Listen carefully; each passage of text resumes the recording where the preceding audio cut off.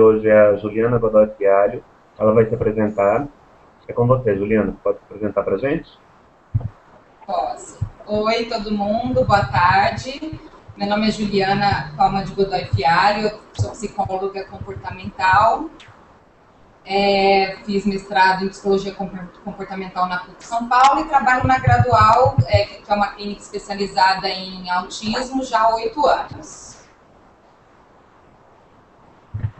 Isso aí.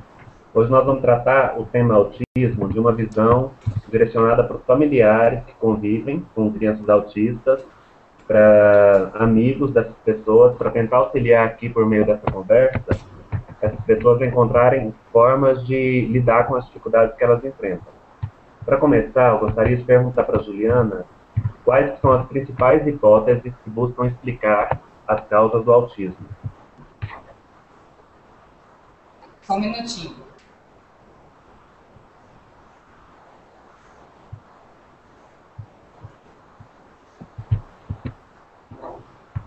Então, vamos lá. As principais causas das hipóteses das causas, né? Então, na verdade, o autismo, ele ainda não tem uma causa totalmente definida, né? Ainda não se sabe exatamente o que causa, mas existe um consenso entre os pesquisadores de que a causa é completamente genética. Então, a gente não sabe ainda qual gene provoca totalmente o autismo. Só se sabe que é genético. Então, sendo genético, existe uma herdabilidade muito grande. Então, a chance dela passar de pai para filho, de ser uma herança genética mesmo carregada de pai para filho, é muito grande. Então, o que se imagina hoje em dia é que de 60% a 70% dos casos, a causa é totalmente genética. É um gene ou um conjunto de genes que provoca o autismo. Mas existe ainda a possibilidade de 30% a 40% dos casos serem decorrentes de danos causados ao sistema nervoso central durante o período pré-natal ou perinatal. Então, existe ainda uma possibilidade de não ser totalmente causado por genes. Mas isso é uma possibilidade menor. Sendo causado por gene, a gente não sabe exatamente qual gene e parece que não existe um único gene, e sim uma interação entre múltiplos genes que causam. Eu queria citar 2 estudos recentes que começaram a mostrar onde estão essas deficiências. Então, o primeiro estudo que eu queria citar, e depois quem se interessar pode ler os estudos completos, é um que saiu em 2010 e foi feito por um grupo de brasileiros que estudam nos Estados Unidos, e dentre esses brasileiros está o Alisson Mootri, que hoje é um colunista do G1, né, é um brasileiro que está bastante envolvido nisso. E o que esse estudo conseguiu identificar é que ele conseguiu criar o neurônio autista. O que é criar um neurônio autista? Através de células-tronco captadas em crianças com autismo e crianças não autistas, eles conseguiram desenvolver 2 tipos de neurônios. E viram que o neurônio teoricamente autista, o neurônio criado a partir de célula-tronco de autista, ele tem um corpo celular e, consequentemente, dendritos menores, o que dificulta a sinapse, a comunicação entre os neurônios. Então, isso, teoricamente, seria uma das explicações que é um defeito neuronal causado geneticamente. E, nesse estudo, a equipe lá do Alisson Mootri conseguiu reverter esse problema, conseguiu, teoricamente, consertar o neurônio autista em ratos. Só que é óbvio que é um passo muito inicial ainda, porque este medicamento, eles usaram 2 medicamentos para fazer consertar esse neurônio autista. E esses 2 medicamentos são tóxicos para humanos ainda. Então, deu certo em ratos, mas em humanos eles não chegariam ao cérebro, porque eles seriam filtrados antes, e se eles chegassem, eles seriam tóxicos e poderiam causar efeitos colaterais. Então, eu acho que essa é uma pesquisa que marcou, foi um divisor de águas, assim, porque foi a primeira pesquisa que conseguiu realmente identificar um problema neuronal ligado ao autismo. mas foi usada a síndrome de Rett, que é um tipo de síndrome que tem características autísticas, ainda não é o autismo puro. Então, é um primeiro passo. O que eu acho que é importante desse estudo e dos outros que vieram depois deles é que conseguiu identificar, pelo menos, que a causa é orgânica, é genética, é neurológica. Isso derruba um pouco aquela crença de mães de geladeira que se acreditava por muitos anos e que até hoje na psicanálise ainda acredita. Outro estudo que eu queria citar, só mais um estudo que vai nessa linha, é um estudo que foi feito por uma faculdade na Suíça, que foi publicado na Science, isso é bem recente, foi publicado na Science agora em setembro, e eles também identificaram, por isso que eu acho que esses estudos estão seguindo o caminho certo, eles também identificaram um problema nas sinapses entre os neurônios. Só que nesse estudo eles apontaram como problema uma produção exagerada de glutamato, que é lá um receptor neuronal. E aí esse exagero de glutamato atrapalhava a transmissão das sinapses neuronais. E eles também conseguiram reverter isso em ratos, né, através da modificação de um gene específico. E quando eles reativaram a produção desse gene específico, a produção de glutamato voltou ao normal e os problemas desapareceram. Então, acho que são dois estudos que realmente mostram que a origem é genética e neurológica. Mas a gente ainda tem um caminho muito longo pela frente para identificar exatamente onde está o problema e onde é causado.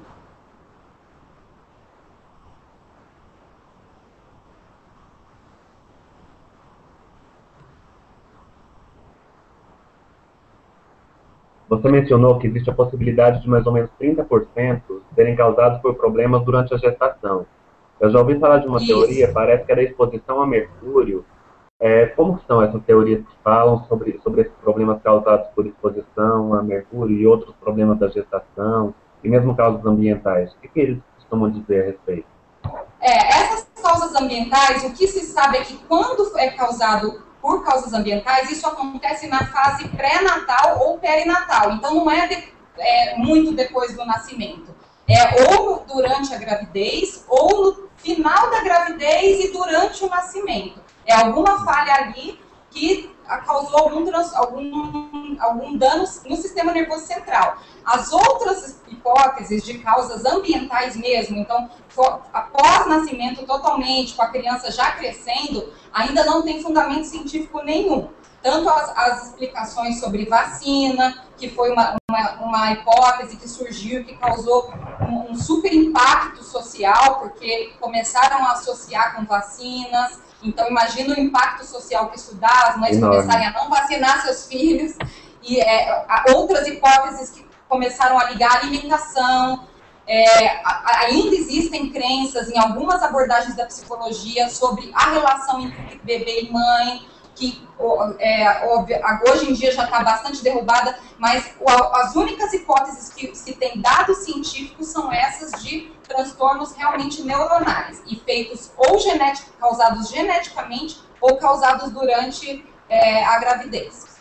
É bom você dizer isso, porque tem muitos pais que ficam se culpando, buscando os culpados para tentar explicar o que fez com que a criança nascesse com autismo, né? E essa ideia de que a causa é genética, de que a causa é biológica, até tira essa crença, essa culpa dessas pessoas. É muito bom saber disso. Mas, Juliana, a criança nasceu ali, está começando a se desenvolver. Como que os pais podem identificar a possibilidade dessa criança ter o autismo? O que essa criança apresenta que indica para esses pais que elas devem buscar ajuda profissional para uma avaliação mais cuidadosa? Então, o autismo, só para falar rapidamente sobre a definição, né, a definição comportamental. O autismo, ele é marcado por uma chamada tríade de deficiências. Então, ele significa que são deficiências em 3 importantes áreas do desenvolvimento infantil. A primeira área é a área social, ou seja, afeta habilidades sociais. Habilidades sociais estão atrasadas. Então, o que seriam essas habilidades sociais atrasadas? A ausência de contato visual, a criança não olhar nos olhos dos pais, das pessoas que brincam com ela, que tentam se comunicar com ela. tendência ao isolamento, a criança preferir ficar sozinha, não se juntar, não querer ficar junto com os outros, não compartilhar o prazer. Então, uma coisa que eu sempre comento é que é muito comum as crianças quererem que o outro participe da diversão delas, quererem que o outro veja aquilo que elas estão vendo e estão se divertindo. Então, se elas estão brincando com brinquedo, elas querem mostrar para o outro, elas querem que o outro brinque junto. Numa criança com atraso em habilidades sociais, isso pode não aparecer. Ela vai brincar, vai se divertir sozinha, mas nunca vai buscar a participação do outro nessa brincadeira.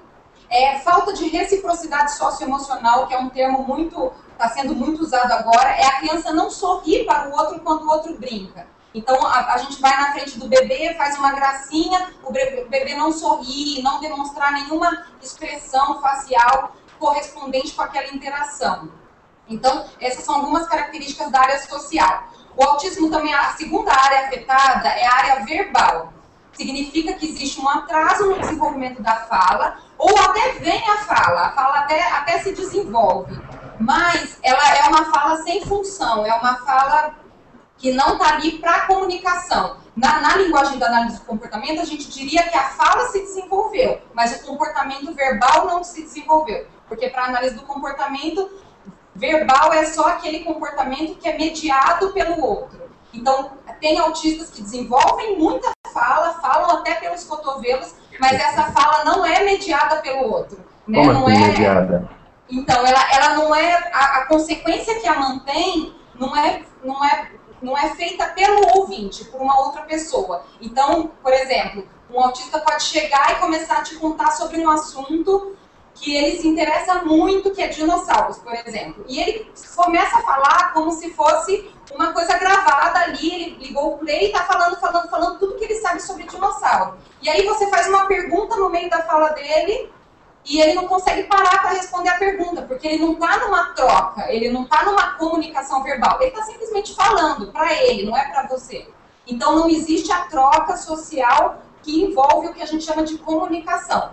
E ainda pode acontecer casos mais graves, geralmente os casos de autismo com comorbidade e que tem retardo mental associado, que a criança realmente não desenvolve a fala, não vem nem a falar em si. Né? E a terceira área afetada é em relação à variabilidade de comportamentos. Então, são crianças que tendem à repetição, tendem a repetir os mesmos comportamentos, a apresentar o que a gente chama de estereotipias motoras ou verbais, que são respostas repetitivas. Então, por exemplo, balançar a mão na frente do rosto, que é o que a gente chama de flap, girar objetos, ou até ficar girando o próprio corpo no próprio eixo, andar na ponta dos pés. Então tem uma série de respostas que é muito comum dessas crianças se desenvolverem por conta dessa tendência à repetição e de uma necessidade de gerar prazer físico para o próprio corpo. Então o objetivo desses comportamentos, a função deles é só autoestimulação. É interessante você... Pode falar. Não, pode concluir. Eu só tenho uma pergunta, mas assim que você concluir, eu faço ela. Tá, e outra característica dessa área de comportamento é a compulsão por rotinas, que é muito comum também a criança autista, ela não aceitar mudança de rotina alguma. E a mudança de rotina é uma coisa que é comum no nosso dia a dia, o tempo todo a gente tem que lidar com isso, e as crianças autistas, elas tendem a se incomodar muito com a mudança de rotina. Elas ficam bastante irritadas, estressadas, quando alguma coisa na rotina delas é mudada repentinamente. Você estava falando ali das repetições, eu me lembrei de uma dúvida muito comum entre as pessoas que convivem com crianças autistas, que é o seguinte: quando elas começam a girar em torno do próprio eixo, como você falou, ou ter os comportamentos que a gente chama de autolesivos, que é bater no próprio rosto, bater na parede, enfim, os pais ficam com muita dúvida sobre o que fazer. Eu devo segurar fisicamente mesmo, eu devo ignorar, eu devo dar um remédio para a criança parar. O que eu faço? O que o pai faz? Então, em relação às estereotipias, por muito tempo, não só, acho que no passado acreditava-se nisso, e hoje em dia algumas abordagens, principalmente as não comportamentais, ainda acreditam nisso, de que se deve permitir que a criança faça estereotipia, porque é o jeito dela de se comunicar com o mundo, é assim que ela se expressa e tudo mais, é assim que ela brinca. Eu já ouvi muito isso. Ah, mas essa é a brincadeira dela. Então, é muito arriscado acreditar nisso. Primeiro, porque essa é sim a brincadeira dela, mas é uma brincadeira atrasada em termos de desenvolvimento. Um bebê com desenvolvimento tipo, qualquer bebê, até 1 ano de idade, ele brinca de formas que ele se autoestimule, né? Então, ele gera autoestimulação. O bebê brinca com chocalho, brinca com coisas que ele aperta, então ele gera estimulação tátil, ele gera estimulação auditiva, ele brinca com os móveis que ficam no alto do berço. Então, a brincadeira do bebê é sensorial. Mas, à medida que o bebê vai adquirindo linguagem, a brincadeira dele tem que deixar de ser sensorial e passar a ser social. Porque ele vai adquirindo linguagem, então ele tem que passar a brincar de outras formas e ir deixando de lado o brincar sensorial. O que acontece com o autista é porque justamente na área social e verbal, eles têm uma falha muito grande. Eles não adquirem as habilidades sociais e verbais que lhes permite sair desse brincar sensorial. Então, eles carregam o brincar sensorial para uma idade em que não faz mais sentido brincar de forma sensorial. Por isso que a gente nem chama mais de brincar. Quando passou da idade, a gente já chama de estereotipia. E é um comportamento inadequado que deve sim ser bloqueado. Porque se a gente permite, aquilo gera um prazer físico. Na análise do comportamento, a gente chama isso de reforçamento automático. À medida que eu faço a estereotipia, eu gero uma sensação física prazerosa instantânea que reforça automaticamente o meu comportamento. O comportamento aumenta. E se a criança tem um atraso em todas as outras áreas do desenvolvimento, como é no caso do autismo, aumenta muito a chance dela só fazer isso. E isso passar a ser 90% do repertório comportamental dela ser focado em estereotipia. Porque ela não tem ainda a iniciativa de fazer outra coisa, ela não sabe fazer outra coisa. E como isso é muito prazeroso, ela vai fazer só isso. E isso faz com que ela perca oportunidades de aprender. Então, a nossa orientação, né, no tratamento comportamental, a nossa orientação é realmente bloquear, e não é bloquear, ficar segurando a criança, é bloquear imediatamente direcionando ela para uma outra tarefa que tenha mais função. Então, vamos dizer que a estereotipia é o flapping, é o balançar das mãos. O que a gente pode botar para essa criança fazer que é incompatível com o flapping? O que ela pode estar fazendo que ela não vai fazer o flapping? Por exemplo, ela pode montar um Lego, pode montar um quebra-cabeça. Ela vai ter que usar as duas mãos e não vai poder fazer flapping. Então, começou a fazer o flapping, a gente bloqueia e apresenta um jogo, uma atividade no qual ela tenha que ocupar as duas mãos. E aí ela vai fazer essa atividade que é funcional, que estimula o aprendizado dela e vai deixar de fazer estereotipia. Então, a ideia é bloquear direcionando para uma atividade funcional e prazerosa. Ótimo, ótima explicação. Até o exemplo é bastante ilustrativo. E no caso do autolesivo? Então, as respostas autolesivas... Então, antes de falar do autolesivo, porque vai ser importante para isso. Uma coisa que a gente sempre prega no tratamento de autismo é a intervenção precoce. O quanto antes começar o tratamento, melhor, né? Justamente para evitar comportamentos como o autolesivo ou outros comportamentos inadequados que vão surgir. E o que acontece? Se a criança tem menos de 1 ano, ela ainda não precisa se comunicar. Né? O bebê, ele tem tudo ali na mão, né? Chorou, tem o peito, tem a mamadeira, tem o brinquedinho, a fralda está suja, imediatamente alguém já percebeu. Então, a criança, o bebê, ele não passa necessidade e ele não precisa da comunicação. Mas, a partir de 1 ano, a comunicação começa a ser essencial. A criança precisa de coisas que as pessoas não vão mais adivinhar por ela. Então, o que acontece? Quando a criança não desenvolve a fala, tendem a surgir comportamentos que vão substituir a fala. Então, se com 1 ano, 2, 3, a criança não está falando, ela vai ter que se virar. Porque ela não vai ficar sem o Nescau dela na hora que ela quiser o Nescau. Ela não vai ficar sem a água na hora que ela quiser água. Ela não vai ficar sem o brinquedo dela quando ela tiver vontade de brincar. Ela vai dar um jeito de se comunicar. E, normalmente, quando falta a comunicação, o ser humano como um todo, ele vai apelar para os comportamentos que ele aprendeu no passado e que foram eficazes no passado, foram reforçados no passado. Então, quais são esses comportamentos? O primeiro é o choro. Então, vai vir um choro muito forte e quanto mais esse choro for sendo entendido como comunicação, for sendo eficiente, por exemplo, a criança chora e consegue o que quer, mais esse choro vai sendo constante e pode aumentar muito a frequência até virar uma birra, que é o que a gente chama, que é um choro mais poderoso, a criança se joga no chão, esperneia. Da birra é muito fácil partir para uma autolesão. Então, numa hora que ela não está conseguindo comunicar, ela não está conseguindo o que ela quer, ou por mais que a mãe tenha entendido, a mãe não quer dar o que ela quer, porque não é hora de dar isso que ela está pedindo, a criança pode vir a apelar para se machucar, porque em algum momento na história passada dela, o se machucar chamou a atenção do adulto. E se ela cai um dia sem querer, e o adulto e imediatamente se aproximam adultos e dão atenção para ela, ela aprendeu que machucar-se gera atenção do adulto. Então ela pode passar a provocar isso em si mesma. Então muitas crianças autistas batem a cabeça na parede, se mordem, batem com a própria mão na cabeça e fazem inúmeras formas de autolesão como uma forma de comunicação. E por isso que a gente fala que o autolesivo não deve ser considerado um comportamento bizarro, estranho. Ele tem um motivo de ser. Ele foi aprendido naquele repertório de uma forma adaptativa. A criança precisou daquilo para se comunicar. Já que ela não fala, então como ela se comunica? Então ele começa como uma forma... Normalmente, na maioria dos casos, ele começa como uma forma de comunicação. Mas ele também passa a ter outras duas funções.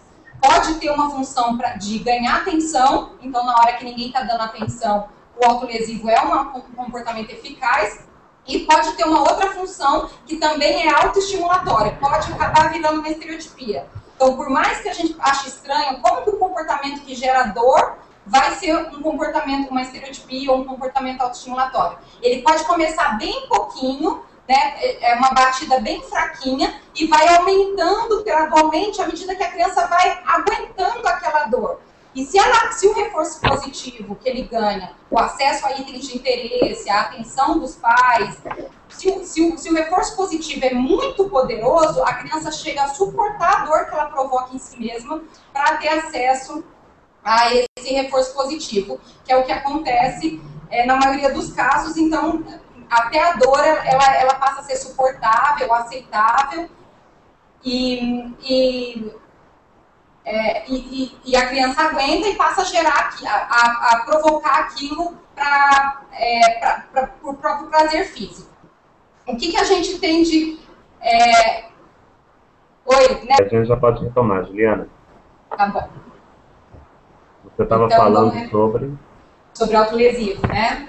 Isso. Então só para resumir, né, da onde a gente parou, eu estava dizendo que o autolesivo, então, ele costuma aparecer quando a criança tem problemas de comunicação.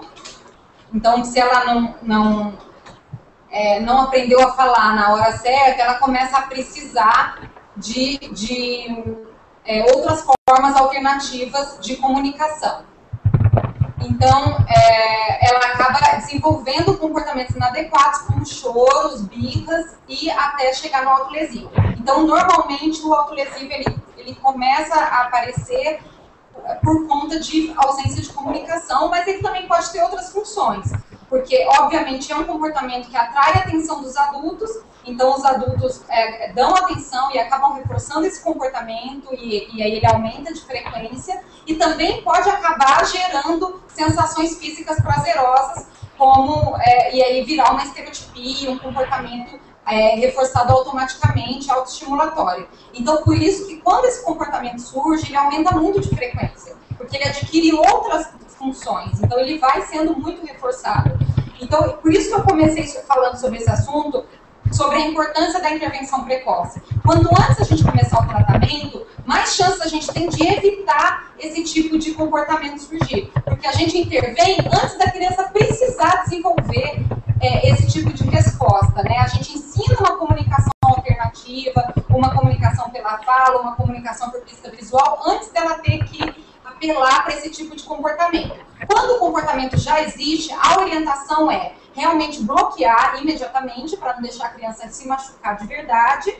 Só que bloquear sem dar atenção, sem falar sobre isso, sem olhar nos olhos da criança, sem falar, ai que feio, não faz isso, você vai se machucar. Não precisa falar sobre o comportamento. A gente só bloqueia e direciona a criança para uma comunicação mais adequada ou para uma atividade com função. Então, se ela já sabe se comunicar por pistas visuais, a gente bloqueia e apresenta o PECs dela ou o livro de comunicação dela e ajuda ela a se comunicar de uma forma mais adequada. Né? Tem casos que chega a ficar tão frequente e tão intensivo esse comportamento que precisa de equipamento de proteção mesmo.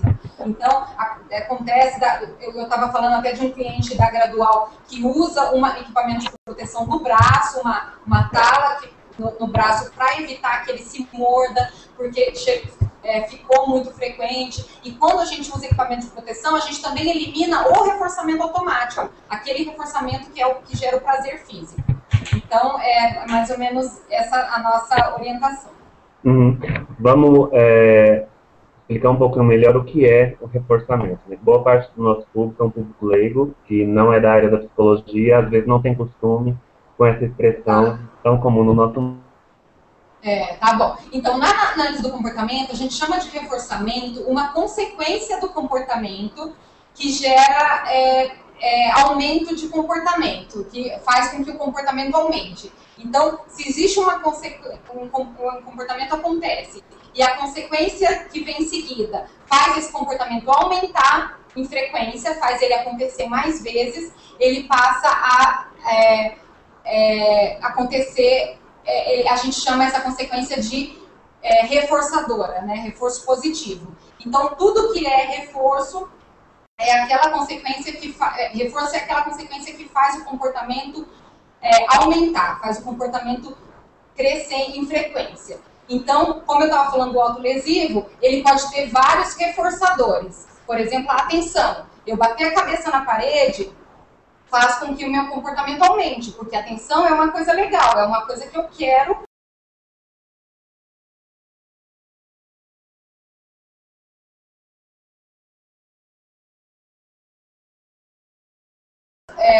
Aí eu só clicar naquele negócio e já vai. Isso. Bom, pode dar continuidade. Tá bom. Então a gente estava falando do bloqueio, né, do reforçamento. Lembrei. Então, a gente estava explicando o que é reforçamento, para quem não é da área. Então, o reforçamento é toda consequência que faz o comportamento aumentar. Então, a análise do comportamento explica os comportamentos em uma tríade, que é antecedentes, resposta, consequência. Então, tem uma situação que antecede uma resposta, uma situação na qual a resposta acontece, essa situação evoca uma resposta e toda resposta provoca uma consequência no ambiente.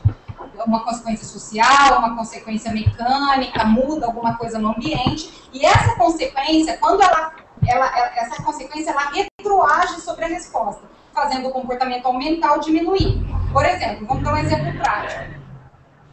Se uma pessoa me pede água e eu trago um copo d'água para ela, a minha resposta aumenta o comportamento dela de pedir água porque deu certo, porque funcionou, porque foi eficaz. Então, o trazer água foi uma consequência que a gente chama de reforçadora. Mas se, numa outra situação, uma pessoa me pede água e eu dou uma bronca nela, faço uma coisa ruim, uma coisa que ela não gosta, essa consequência a gente chama de punição. Ela faz a resposta diminuir. Então, as consequências elas podem ter várias ações sobre a resposta. Elas podem fazer as respostas aumentarem, diminuírem ou não mudarem. Quando as consequências de um ato fazem aquele ato aumentar em frequência, a gente chama essa consequência de reforçadora. É isso. Isso aí. Bom, então vamos adiante, né? Finalmente, o que os pais podem fazer para ajudar a criança, para ajudar o filho quando descobrem que esse filho tem autismo? Então, a gente espera que a atitude mais adequada e esperada dos pais é uma participação intensa no tratamento dos filhos. Então, começou a identificar os primeiros sinais de algum atraso, a primeira coisa que se espera dos pais é buscarem uma ajuda médica, primeiro médica, antes de qualquer tratamento psicológico, comportamental, uma ajuda médica urgente. Então, mesmo que seja bebê, muito novinho, tem que procurar um auxílio médico. O ideal, se é um atraso no desenvolvimento, é procurar um neurologista, neuropediatra ou um psiquiatra para fazer um diagnóstico, para saber se realmente esse atraso significa alguma coisa. E uma dificuldade que eu vejo muito na clínica é dos pais darem esse primeiro passo. Primeiro porque existe aí uma relutância em aceitar, né, que o filho pode vir a ter ou pode ter algum problema. Então, os pais tendem a negar, não é nada, esse atraso é normal e tal. Então, essa é uma barreira que a gente enfrenta, os pais que negam. Então, a nossa orientação não importa qual tipo de atraso, que está havendo algum atraso, tem que buscar um médico, porque quanto antes a gente puder tratar esse atraso, não importa que diagnóstico tenha, não importa se vai ser autismo ou não, mas tratar esse atraso, estimular melhor, mais chance a gente tem de evitar, então, um diagnóstico de autismo ou de outro transtorno. Então, essa é uma barreira que os pais enfrentam. Outra barreira que eu vejo para essa primeira busca, que faz com que os tratamentos também começam muito tarde, são os profissionais que não orientam adequadamente. Então, muitos médicos pediatras, professores de escola, até psicólogos, pedagogos, acabam orientando os pais de uma forma inadequada, falando, não é nada, é normal a criança não falar até 3 anos de idade, faz parte do desenvolvimento, é a característica dele, os meninos falam mais tarde do que as meninas. Então, começam a vir um monte de explicações, de achismos, que vão fazendo com que os pais não, tá tudo bem, começa a acreditar que tá tudo bem. Então, os profissionais também precisam estar mais preparados, mais orientados para orientar esses pais que não, tá com atraso, tem que buscar ajuda. E outra barreira que eu vejo muito importante é da família estendida. A gente recebe muitas mães que contam isso. Elas falam, eu sempre notei o problema. Eu notei o problema desde o princípio. O tempo todo eu via o problema, mas a minha família, os avós, os tios, acham que eu estou ficando louca, acham que eu não sei o que eu estou falando, que eu estou preocupada demais com a criança. Então também é importante que a pessoa que está conseguindo enxergar o problema, que está conseguindo detectar o atraso, que ela informe os familiares adequadamente, né? Que ainda não se sabe o que ainda não se sabe o que está acontecendo, mas que é importante procurar ajuda, é importante identificar qual é esse atraso, né? O que tem gerado mais resultados em termos do acompanhamento para as crianças autistas? Então, o tratamento, nos últimos meses, né, nos últimos anos, principalmente de pesquisas na área, tem se observado que a análise do comportamento tem tido muito sucesso na intervenção com autismo. Então, o que a gente tem visto, né? Que a intervenção comportamental, ela é muito científica. Ela é focada no comportamento em si. Então, por que a gente diz que a intervenção comportamental é a mais indicada atualmente? Porque ela lida diretamente com o comportamento. Não é uma abordagem que vai ficar interpretando ou tentando identificar na fala do indivíduo, ou da onde veio o problema, ou na fala da família. Ela deixa de ser uma abordagem interpretativa, baseada na interpretação do psicólogo, para ser uma abordagem realmente científica, baseada em dados científicos.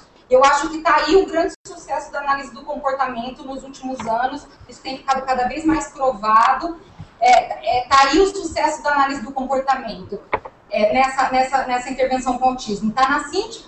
Na minha opinião, está na cientificidade, está no quanto ela é focada realmente em dados. Então, quando a gente vai fazer uma intervenção, a gente contabiliza todos os comportamentos da criança, a gente faz gráficos, aí a gente contabiliza os comportamentos identificados no repertório inicial, a gente aplica o procedimento e aí a gente verifica se houve ou não mudança no comportamento. Então, esse caráter científico da análise do comportamento, a meu ver, é o que tem tornado ela o tratamento ideal. Só que, obviamente, não é só o que a gente chama de ABA, né? Então, o tratamento chamado ABA, que é mais conhecido aí, né, é o nome comercial, que está sendo mais divulgado, significa Applied Behavior Analysis. Então, Applied Behavior Analysis é a análise do comportamento aplicada. É uma área de intervenção da análise do comportamento, é aplicada porque lida diretamente com o problema do cliente, só que na intervenção com autismo não tem que se usar a aba sozinho.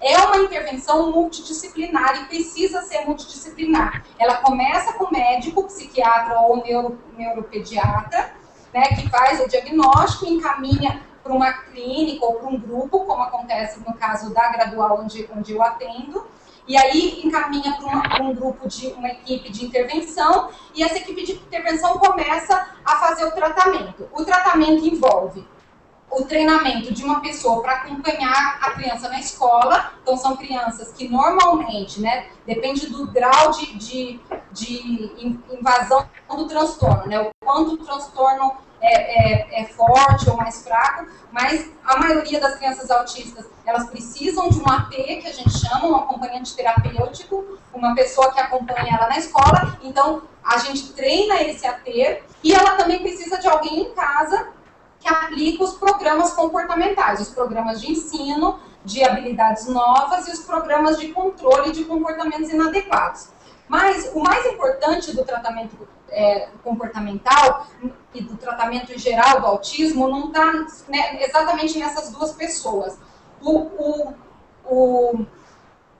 O maior problema, o maior alvo do treinamento são os pais e as pessoas que convivem com essa criança o tempo todo, as pessoas que vão conviver com ela pro resto da vida. Então, o Lovaas, que é um analista do comportamento que começou a estudar a intervenção comportamental com o autismo na década de 70, ele apontou que a intervenção comportamental ela deve ser feita em 30 a 40 horas semanais.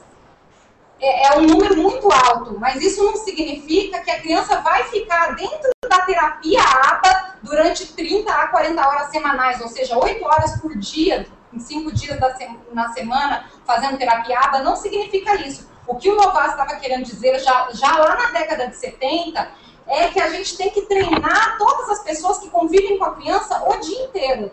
Então, o pai, a mãe, a babá, o motorista, se a criança tiver, a empregada da casa, todo mundo que convive com essa criança tem que ser treinado a aplicar os procedimentos para que a intervenção comportamental aconteça o dia inteiro realmente. Fora a intervenção comportamental e os médicos que eu já falei, é fundamental a intervenção fonoaudiológica. Em alguns casos precisa da intervenção de uma terapia ocupacional. Na maioria dos casos, a gente tem que ter um educador físico que façam as atividades físicas, porque a atividade física é fundamental para tentar diminuir estereotipia, ajuda a combater estereotipia. Então, acaba sendo uma equipe multidisciplinar em que todo mundo tem que ter uma parceria e atuar junto. Isso aí, muito bom. E falando em equipe multidisciplinar, eu vou trazer uma pergunta enviada por um dos leitores do site. O quanto a APAE realmente ajuda no tratamento dessas crianças, quais os limites do tratamento da APAE e o que os pais podem fazer para auxiliar a APAE para complementar esse tratamento. Tá, então, eu nunca trabalhei diretamente com a APAE, então eu não conheço de forma profunda a estrutura da APAE. Mas o que eu posso dizer, não só da APAE, mas de todas as entidades públicas ou organizações sem fins lucrativos, como é o caso da APAE, os CAPs também acontece isso, é que o fato de ser uma entidade que não tem um financiamento tão tão grande e tão intenso, eu acredito que eles tenham muita dificuldade de especializar seus profissionais numa coisa tão específica como a intervenção comportamental ou intervenção ABA, e tão específica como o autismo, né? Tanto as APAES como os CAPs, né, os Centros de Atendimento a Transtornos Psiquiátricos e Transtornos do Desenvolvimento, eles atendem diversos transtornos, diversas síndromes, diversos problemas de saúde no mesmo centro. Então, eu acho que a grande dificuldade desses centros é de conseguir ter uma equipe que atenda especificamente o grupo de autismo, porque o autismo é um transtorno muito único, muito diferente de tudo, até hoje não se sabe a causa específica, cada autista é muito diferente do outro, né? A gente fala que o autismo é um espectro que vai desde o alto funcionamento até o autismo clássico, que é o mais grave. Então, são crianças muito diferentes umas das outras. Então, é muito difícil para um centro grande como a PAI, e que não tem todo o financiamento que ela merecia, que precisaria ter, conseguir especializar seus profissionais. O que eu acho que seria ideal é toda a PAI e todo o CAPS ter um núcleo dentro dela que se especialize, que receba financiamento do governo ou das grandes empresas para se especializar especificamente em autismo e mais especificamente em tratamento ABA. E aí eu acho que as APAES e os CAPs e os outros grandes centros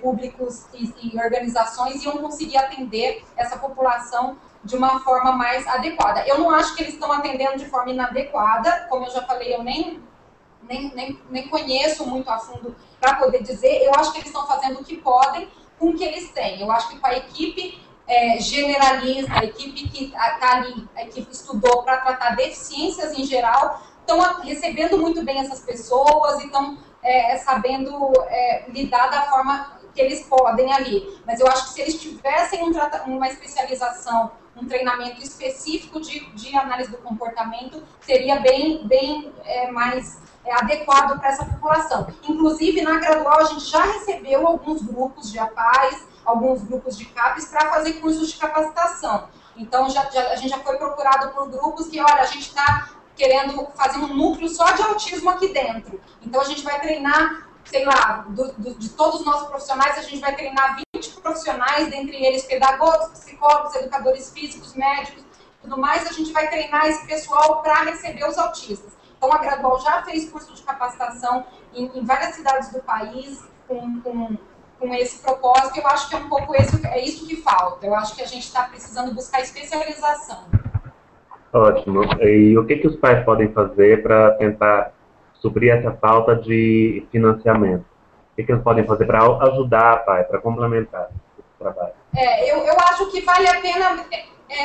eu acho que assim, o que acontece com o autismo? O autismo é novo na mídia, né?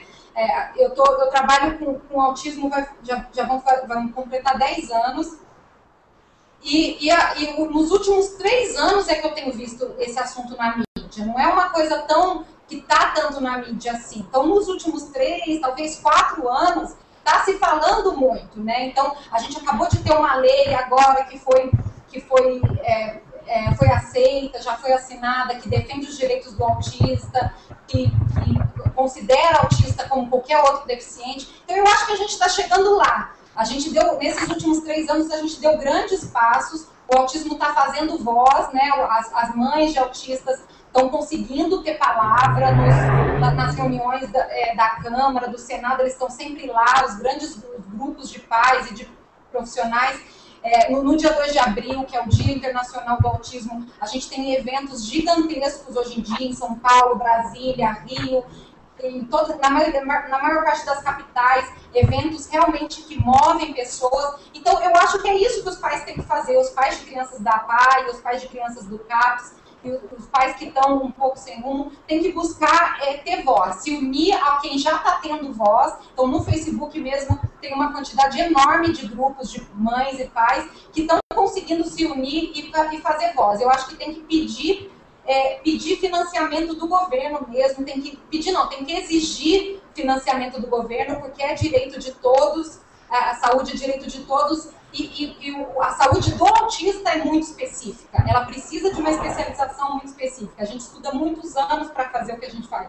Então, a gente precisa que os profissionais que estão na PAI tenham a oportunidade de estudar esse tanto como a gente estudou para estar atendendo numa clínica particular, né? Então o governo precisa realmente investir. E o que os pais podem fazer é isso, eu acho que é buscar esses cursos, buscar entidades que façam cursos gratuitos nas APAES, correr atrás de grupos como o nosso e outros grupos que estão aí fazendo um trabalho tão bom quanto o nosso, para que façam mais palestras, cursos, até cursos de capacitação completo gratuitos, ou conseguirem patrocínio para fazer cursos mais amplos e que sejam pagos. Eu acho que os pais podem, eles têm muito, hoje em dia eles estão com muito instrumento na mão para correr atrás disso.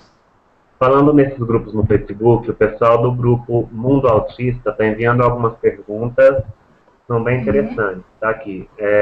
Ótimo. A Viviane está perguntando se você conhece o caso da menina Carly e o que você acha desse caso. Você conhece?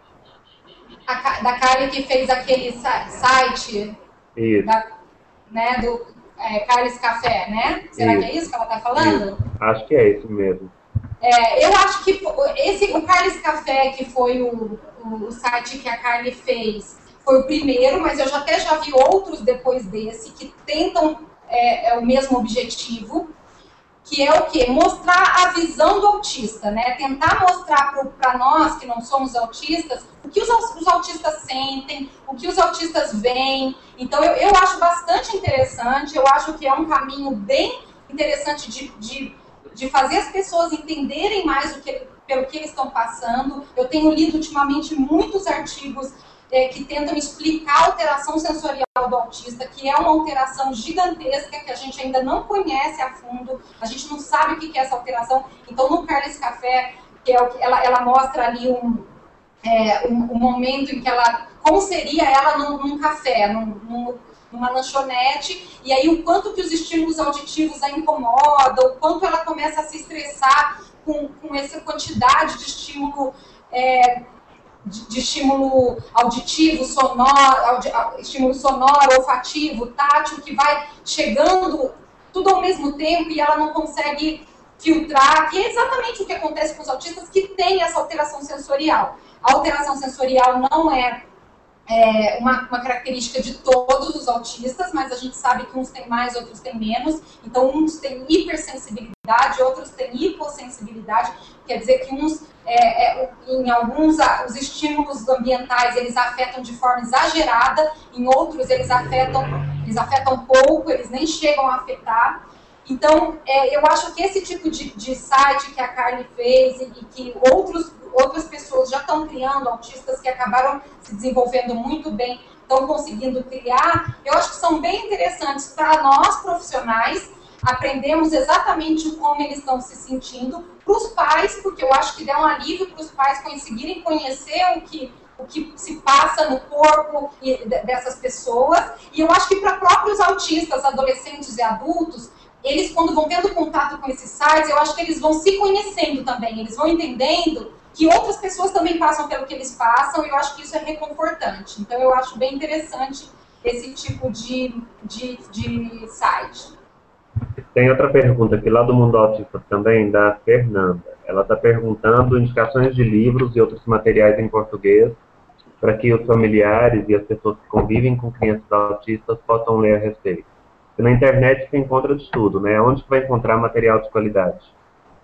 Então, um site que eu acho que é, assim, no Brasil, é um dos que mais, na minha opinião, é um site que eu gosto muito. Na minha opinião, é um site que está bem fundamentado, com bastante notícia atual, muita coisa boa para o pessoal ler, é o Autismo em Realidade.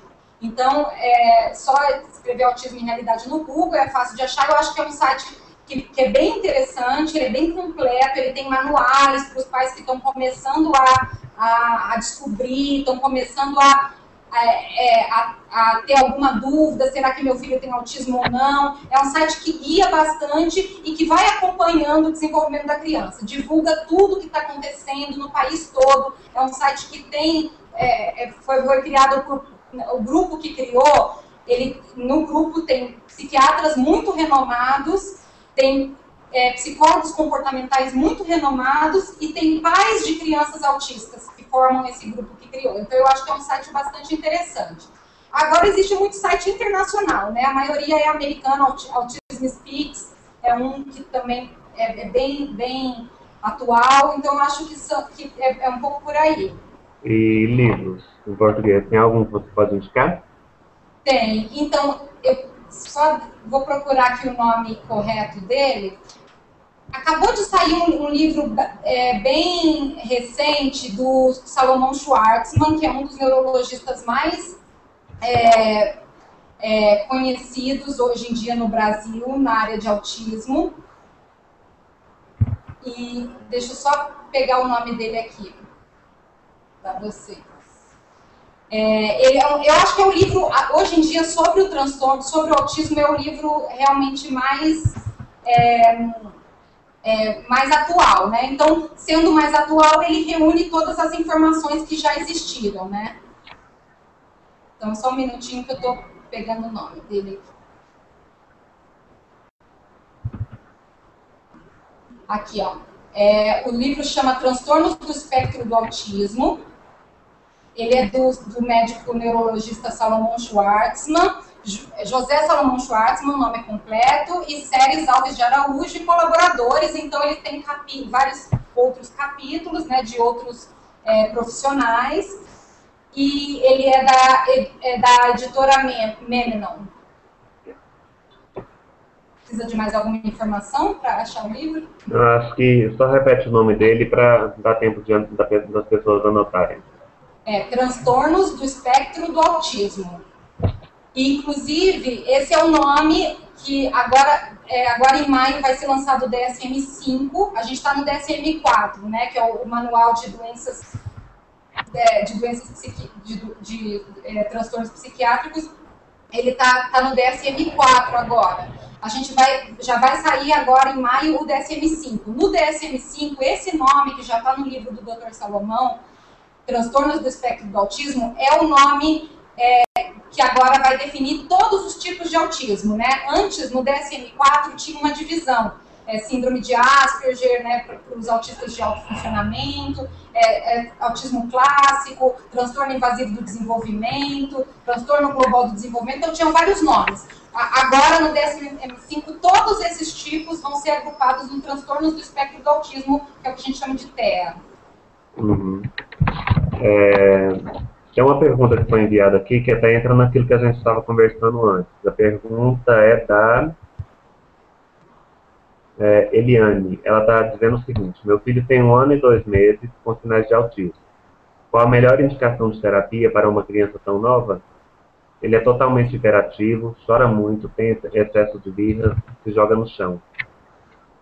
Isso até entra no que a gente estava conversando, que é quais profissionais que os pais devem procurar primeiro, né? Você já comentou um pouquinho e tudo. Então, 1 ano e quanto ela falou? 1 ano e 2 meses. 1 ano e 2 meses. Então, essa é uma idade bem precoce. Então, eu acho que assim, o que está acontecendo é que a maioria dos médicos, hoje em dia, infelizmente, muitos médicos ainda esperam até 3 anos para diagnosticar. Então, se essa criança já foi diagnosticada com 1 ano e 2 meses, eu acho que a história dela já começou muito bem. Já começou com sucesso. Porque o quanto antes começar, melhor. Então, se já teve o diagnóstico, ela falou que já teve o diagnóstico, né, Neto? Sim, já teve.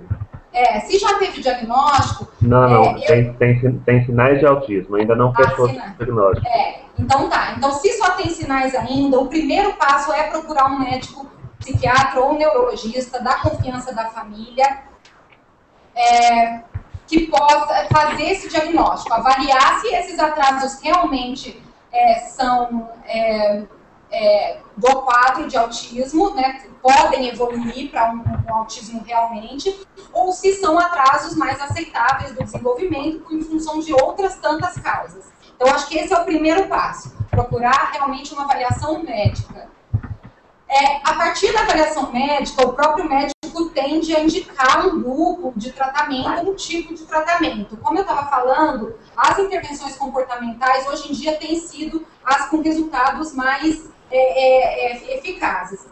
Então, o médico pode indicar o grupo de intervenção comportamental de sua preferência ou qualquer outra abordagem de intervenção. Na minha opinião, além do médico, a família deve buscar um grupo de intervenção comportamental, seja particular, seja numa instituição pública. Estou falando em instituição pública porque tem muitas universidades que já têm centros de tratamento comportamental para autismo gratuitos. Então, em São Paulo, nós da Gradual, a gente tem a participação no CAIS da USP, no HC, na PUC São Paulo, na Unifesp. Então, a gente está participando de grupos de atendimento gratuito nessas universidades, e eu sei que muitas outras universidades, em outras cidades, também estão tendo esse atendimento. Tem as AMAs também, né, as Associações Amigos dos Autistas, que são instituições que estão já em diversas cidades, que acolhem muito bem esse pessoal e que já estão se especializando muito em terapia comportamental.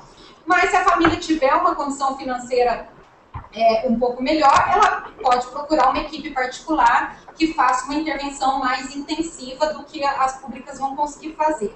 Fora isso, fonoaudióloga, já desde cedo, mesmo sendo com 1 ano e 2 meses, precisa fazer um tratamento fonoaudiológico e uma atividade física. No caso da Gradual, a gente orienta toda essa intervenção, né? A família não precisa chegar na Gradual com toda essa equipe montada. Quando a gente vê que não tem essa equipe, a gente orienta a família que contrate esses outros profissionais e a gente faz esse papel de coordenar essa equipe toda. Então, eu acho que o mais urgente nesse caso é buscar um diagnóstico. Eu estou falando tanto de diagnóstico, é importante frisar que para análise do comportamento, o diagnóstico em si não delimita totalmente o tratamento, né? O nome, autismo, ou síndrome do X-frágil, ou síndrome de Rett, para a gente é o de menos. Na verdade, a gente trabalha em cima de repertórios comportamentais, que são avaliados na avaliação de repertório comportamental, na avaliação de repertório inicial que a gente faz. A importância do diagnóstico ela é muito mais um documento social que a família precisa para conseguir uma inclusão numa escola regular, para conseguir um benefício do governo, para conseguir várias coisas que os autistas já conquistaram hoje em dia, do que para começar um tratamento. A gente faz tratamento mesmo que não tenha diagnóstico, porque a gente faz tratamento em cima de um repertório comportamental que foi avaliado. O que a gente avaliou? Ela tem esses comportamentos que são inadequados que a gente precisa diminuir. E tem esses comportamentos que ela deveria ter e não tem. Ou que ela tem, mas são deficitários. Então, a gente precisa ensinar esses comportamentos ou maximizá-los. Então, a gente trabalha em cima dessa avaliação e não em cima de um diagnóstico. Mas o diagnóstico ele é fundamental para que as coisas comecem a acontecer, né? Juliane, você pode dar... Como que as pessoas encontram um grupo gradual em São Paulo? De que forma que as pessoas podem chegar até você? A gente tem um site que chama... o link do site é www.grupogradual.com.br, mas só de escrever Grupo Gradual direto no Google, acho que já aparece. E lá a gente tem todos os contatos, telefone, endereço. É importante eu falar que o fato da Gradual estar em São Paulo não faz com que a gente só atenda em São Paulo, né? A gente faz um tratamento no Brasil todo. A gente tem clientes em diversas cidades do Brasil. Por quê? Porque o nosso tratamento ele é muito fundamentado naquela teoria que o Lovász, que eu estava contando do Lovász, que ele já falava na década de 70, de que a intervenção tem que ser de 30 a 40 horas semanais. Então, a gente não atende os nossos clientes no consultório. A gente não trabalha com horário de sessão e aí a criança chega, vai para a sessão e o terapeuta comportamental faz seu trabalho e devolve a criança para o pais. Pelo contrário, a gente trabalha com treinamento de equipes e famílias. E isso a gente faz em qualquer cidade do país. Então, por exemplo, a gente tem várias famílias em Curitiba. Aí, cada vez que a gente vai para a gente trabalha com consultorias. Aí a gente vai lá, faz a avaliação e faz a consultoria. Na consultoria, a gente treina toda essa equipe. Então, a gente treina pai, mãe, uma pessoa para aplicar os nossos programas na casa da criança e uma pessoa para acompanhar a criança na escola, que é o que a gente chama de AT, ou acompanhante terapêutico. Além disso, a gente estabelece parceria com os profissionais que a criança já tem naquela cidade. O fonoaudiólogo que ela já tem, o educador físico dela. Se ela tiver terapeuta ocupacional, a gente faz parceria com ele. Se já tiver um psiquiatra, um médico nessa cidade, a gente faz parceria. Então, a gente fica indo de tempos em tempos. Isso é acordado com a família, né, de quanto em quanto tempo a gente vai, e a gente, a cada vez que vai, analisa todos os dados, que são todos registrados e feitos e colocados em gráfico, e aí, a partir da análise que a gente faz dos dados, a gente orienta os próximos passos, a continuidade da intervenção. Então, mesmo famílias que não são de São Paulo, se tiverem interesse em procurar o nosso serviço, a gente tem condições de atender em qualquer cidade do país. Ótimo. Nosso tempo já está encerrando, a gente quer passar um pouquinho. Para fechar, eu quero fazer mais duas perguntas. Uma última que foi enviada pela Natália aqui. Ela está perguntando como estão os projetos de financiamento público do governo brasileiro para o tratamento do autismo. Então, eu acho que agora, com essa lei, né, que foi promulgada no ano passado, em dezembro, agora, bem recente, eu acho que agora que as coisas vão começar a acontecer. Eu acho que os financiamentos que já existem,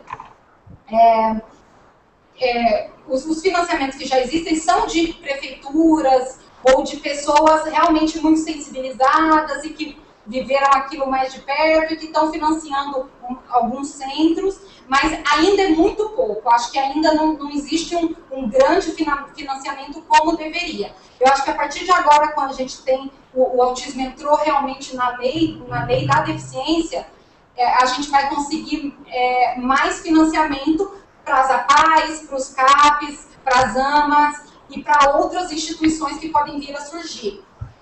O Alisson Muotri, que é esse pesquisador que eu já falei aqui, daquele estudo sobre os neurônios autistas, hoje ele é colunista do G1 e ele é uma pessoa que, junto com muitos pais e muitos outros pesquisadores, está lutando fortemente pela criação de um centro de excelência em tratamento de autismo no Brasil. Então, eu acho que essa é uma ideia que precisa ser levada para frente, que se for levada, eu acho que o Brasil cresce muito, não só em termos de atendimento dos autistas, mas também em termos de pesquisa. Né? Se a gente tiver realmente um centro de excelência de pesquisa e de tratamento de autismo no Brasil, a gente vai conseguir concentrar em um lugar os principais profissionais da medicina, da psicologia, da pedagogia, da fonoaudiologia, e vamos conseguir juntar essas cabeças para fazer pesquisa no Brasil, né, para não precisar que nossos pesquisadores brasileiros tenham que sair do país para conseguir pesquisar, como aconteceu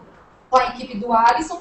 Então, a gente vai conseguir fazer pesquisa aqui no Brasil e também vamos conseguir ter um centro público de atendimento ideal, né, com todo o ideal que pode ter. Então, eu acho que essa ideia do centro de excelência é o que tem que ser o foco da luta das famílias e dos grupos de pesquisa. A gente está falando do autismo, mas ainda falta falar da cura do autismo. Tem cura? Como que é o tratamento? Que resultados que dá para obter? Então, até muito pouco tempo atrás, né, até dezembro de 2012, né, todo mundo tinha muito medo de falar de cura, porque ninguém pode prometer isso, né? A gente fala, os pais pedem isso pra gente, falar, meu filho vai fazer faculdade, meu filho vai casar, vai namorar. A gente não pode prometer nada, a gente não sabe como vai ser o tratamento, porque ele é muito individual, a resposta da criança é muito individual. Então, não se fala de cura, o senso comum, né, dentre os pesquisadores é de que não tem cura, de que é um transtorno para a vida toda, mas que a criança pode ter aumentar a qualidade de vida com estimulação, com tratamento. Mas eu queria citar uma pesquisa muito recente, que saiu agora, em janeiro de 2013, né, acabou de ser lançada no Journal of Child Psychology and Psychiatry, tem a pesquisa completa lá nesse jornal, o Jornal da Criança, Jornal da Psiquiatria e Psicologia da Criança, traduzindo para o português, né? Que é uma pesquisa que apresentou quais são as características dos casos que saem do diagnóstico. Então, isso a gente já conseguiu eu já consegui um pouco detectar que menos de 10%, e isso é bem pouco, é de 1 a 5% que os pesquisadores chutam, né, uma quantidade de crianças de menos de 10% saem do diagnóstico. Depois de um tempo de tratamento, um novo médico avalia, um médico que não conhecia a criança avalia e não dá mais esse diagnóstico. Então, o que esse estudo super recente, que saiu até no Globo na época, o nome da reportagem no Globo Online é Uma Possibilidade de Cura para Autismo, que saiu agora em janeiro. Então, o que esse estudo mostra? Que existe essa possibilidade, tem menos de 10% dos casos estão acontecendo isso, e ele aponta algumas características. As principais características que eles apontam desse caso são diagnóstico e intervenção precoces, que é uma coisa que a gente já falou aqui bastante, né? Diagnosticar cedo e começar a intervenção o quanto antes, como esse caso de 1 ano e 2 meses dessa mãe que perguntou, né? Começar super cedo é uma característica que ajuda a entrar nesse grupo que sai do diagnóstico. Ter dificuldades sociais mais brandas seria uma outra característica. São essas crianças que saíram do diagnóstico, quando elas foram diagnosticadas, elas não tinham tantas deficiências sociais como é comum de se ver. Então, a área social delas não era tão afetada. Elas conseguiam imitar desde o começo e tal. E uma outra característica é o tratamento ser realmente muito intensivo, com participação de familiares e escola. Os tratamentos que são intensivos, que acontecem o dia todo, com pais e escolas participando, tendem a ir para esse caminho. Então, eu acho que essa é uma pesquisa que dá um pouco de esperança para a gente nesse sentido da cura. Essa questão da participação das escolas, eu vejo uma certa resistência, em alguns casos, dos profissionais das escolas aderirem ao tratamento que é proposto pelo terapeuta. Não sei se você enfrenta esse tipo de dificuldade também, mas o que você sugere para manejar isso? Infelizmente, ainda existem muitas escolas que resistem à intervenção comportamental que a gente precisa fazer dentro da escola. O que a gente mais precisa é colocar um acompanhante terapêutico lá dentro, uma pessoa treinada, que pode ser da escola ou pode ser alguém que a família contrate e vá trabalhar lá com a criança, mas essa pessoa precisa ser treinada por um analista do comportamento. Então, muitas escolas resistem a isso. Não querem colocar uma pessoa, um AT, ou essa pessoa vai ficar vigiando a aula do meu professor, vai ficar... Então, ainda existe esse tipo de preconceito. O que a gente costuma fazer é ir bem devagar e fazendo parceria com a escola. Então, a gente tenta, num primeiro momento, quando a gente recebe uma criança que já tem uma escola, que já está numa escola, a gente vai fazer uma reunião com a coordenação dessa escola, a gente explica o nosso trabalho muito detalhadamente, de uma forma bem didática, a gente explica o que é a análise do comportamento e por que essa criança precisa de um AT, e a gente tenta buscar essa parceria. Se a gente vê que a escola está abrindo as portas, está sendo parceiro, o trabalho flui e dá muito certo, sabe? A criança acaba sendo incluída, ficando bem em sala de aula, a gente faz as adaptações de material que ela precisa, a gente adapta o currículo, a gente adapta tudo que for preciso para ela e a coisa vai bem. Agora, quando a gente realmente encontra muita resistência, né, a escola não vai aceitar ter, a escola não está abrindo as portas. Em muitos casos, a gente conversa com a família sobre mudança de escola mesmo, porque a gente não tem tempo para perder.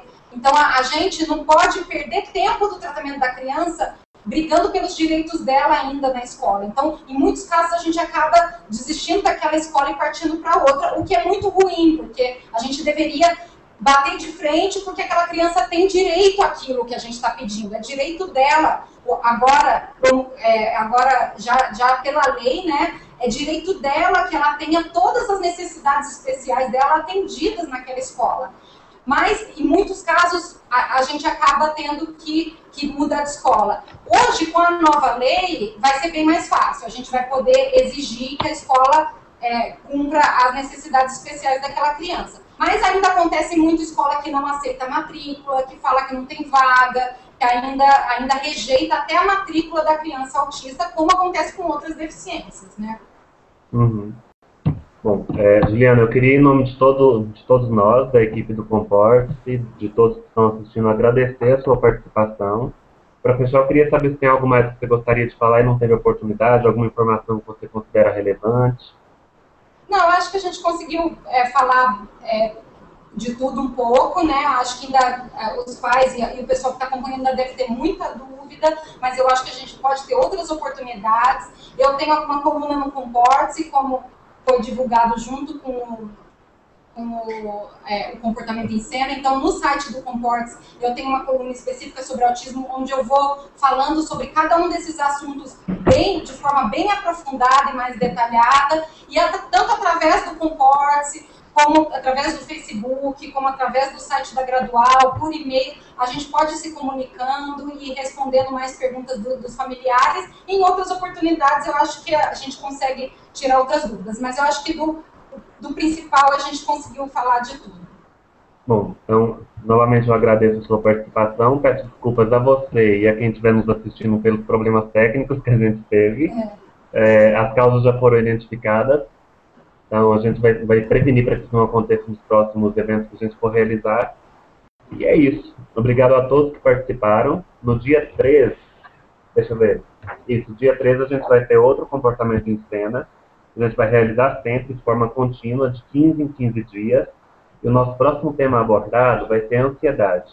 A gente vai falar sobre pessoas que têm dificuldade de falar em público, pessoas que têm muito medo da morte, pessoas que têm muito medo de perder, muita ansiedade por perder algum ente querido.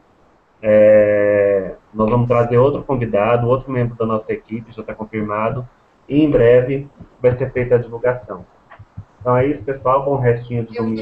Eu queria agradecer também a oportunidade que o Comporte está dando para mim, enquanto representante da Gradual, aqui de contar um pouco para as pessoas o que a gente faz e de ajudar um pouco essas pessoas que estão vivendo isso nesse momento. Então, obrigada. Obrigado também à equipe da Gradual, né, que está sempre contribuindo com a gente aí no Comporte. E é isso. Boa noite, pessoal. Até mais. Boa noite.